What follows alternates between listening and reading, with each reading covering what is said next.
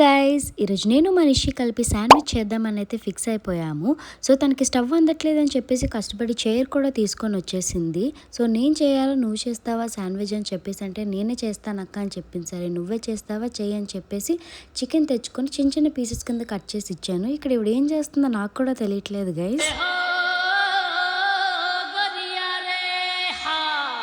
So first మనం చికెన్ని marinate చేసుకుందాం. దానికోసం మనం చికెన్ తీసుకుందాం. చికెన్లోని కొంచెం salt, chicken masala, coriander powder, garam masala and అలాగే చికెన్ మసాలా వేసుకొని బాగా మిక్స్ చేయాలి. ఇప్పుడు మనం స్టవ్ ఆన్ చేసి దాని మీద ప్యాన్ పెట్టుకొని లైట్గా ఆయిల్ వేసి చికెన్ అంతా కూడా బాగా ఫ్రై చేయాలి. చికెన్ ఫ్రై అయిన తర్వాత దాన్ని మళ్ళీ మనం పెట్టుకున్న బౌల్లోకి మళ్ళీ షిఫ్ట్ చేయాలి. నా వాయిస్ ఎలాగుందని మీరు ఏమనుకోకండి, ఎందుకంటే నాకు చాలా కోల్డ్ చేసేసింది, అందుకే నా వాయిస్ కూడా ఎలాగొస్తుంది. తర్వాత మనం tomatoes, onions, cabbage, tomato ketchup అన్ని వేసుకొని బాగా మిక్స్ చేయాలి అనమాట. వీలైతే కొద్దిగా మైనీస్ కూడా వేసుకుంది. మైనీస్ వల్లే మనకి శాండ్విచ్ అనేది టేస్ట్ వస్తుంది అనమాట. ఇదంతా కూడా మంచిగా మిక్స్ చేసుకొని శాండ్విచ్ బ్రెడ్ మీద మనం మిక్స్ చేసుకుని అంతా కూడా అప్లై చేయాలన్నమాట. అది వేసుకున్న తర్వాత మళ్ళీ స్టవ్ ఆన్ చేసి నేను కొద్దిగా బటర్ వేసుకుంటున్నాను. మీరు బటర్ లేకపోతే ఆయిల్ కూడా వేసుకోవచ్చు.